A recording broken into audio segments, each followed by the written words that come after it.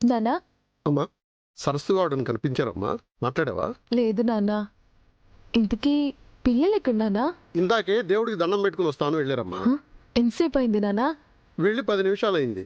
నేను కూడా వాళ్ళ కోసం ఎదురు చూస్తాను. ఏంటి నాన్న మీరు? పిల్లల్ని దగ్గరుండి చూసుకోమని చెప్పాను కదా, వాళ్ళని అలా ఇలా వదిలేశారు.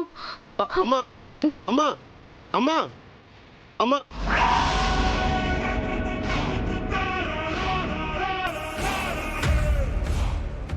నానా, ఇక్కడ కూడా పిల్లలు లేరు కదా, అసలు ఎక్కడికి వెళ్ళి ఉంటారు? కంగారు పడకమ్మా, ఇక్కడే ఎక్కడ ఉండుంటారు. నేను వెళ్ళి తీసుకొస్తాను.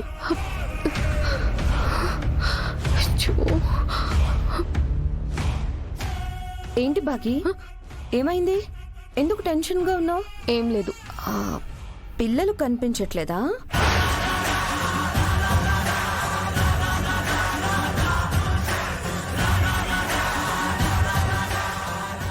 బాబు, ముగ్గురు పిల్లలు ఇటు రావడం ఏమన్నా చూసావా? లేదు సార్.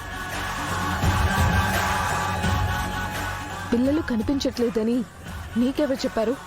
అరే, ఇందాక నువ్వు మీ నాన్నతో చెప్తుంటే విన్నాను. పిల్లలు దేవుడికి దండం పెట్టుకోవడానికి వెళ్ళారు. దేవుడికి దండం పెట్టుకోవడానికి వెళ్ళారా, లేక దేవుడి దగ్గరకే వెళ్ళిపోయారా? మనోహరి, అరే, ఎందుకు అంత కోపం? అమ్మా, ముగ్గురు పిల్లలు ఇటు రావడం ఏమన్నా చూసావా? ఒక అమ్మాయి, 2 అబ్బాయిలు. ఇందాకే ఇటు వెళ్ళడం చూశానండి.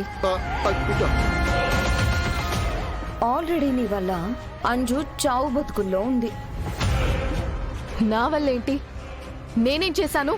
నువ్వు పిల్లల్ని తీసుకొని మీ నాన్నగారి ఇంటికి వెళ్ళడం వల్లే కదా అక్కడ అంజు ప్రమాదంలో చిక్కుకుంది. అమ్మా చెప్పండి. ముగ్గురు చిన్న పిల్లలు ఇటు వెళ్ళడం ఏమన్నా చూసావా? ఇప్పుడే ఇటు వెళ్ళారండి. ఇటు ఎక్కడికి వెళ్ళారు? ఇప్పుడు మిగతా 3 పిల్లలు కూడా కనిపించకుండా పోయారు. నీకు మరీ ఇంత నిర్లక్ష్యం ఏంటి బాబీ? చిన్న పిల్లల్ని కంటి పాపల్లా చూసుకోవాలని తెలీదా? అవునులే, ఎంతైనా వాళ్ళు నీ కన్న పిల్లలు కాదు కదా. ఎవరో కన్న పిల్లలపై నీకు ప్రేమ బాధ్యతలు ఎందుకుంటాయి? వాళ్ళు ఏమైపోతే నీకెందుకు? కేవలం నీకు కావాల్సింది అమరేంద్ర, అంతే కదా? హే, మాటలు జాగ్రత్తగా రాని. ఎక్కువగా మాట్లాడితే నిన్నిక్కడే చంపేసి మార్చురుకి పంపించేస్తా.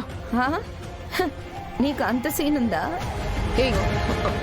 నానా, పిల్లలు ఇక్కడ కనిపించారా? అది పిల్లలు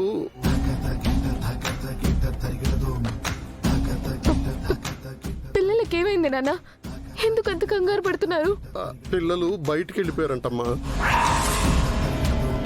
వెళ్తూ వెళ్తూ రోడ్డు మీద ఎవరినో వినాయక నిమజ్జనానికి దారెట్టు అని అడిగారంట.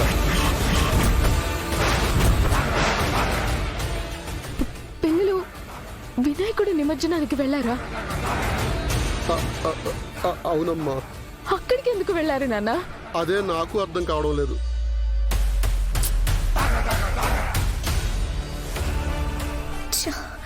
వీళ్ళకప్పుడే విషయం తెలిసిపోయింది. ఇప్పుడు ఎలా?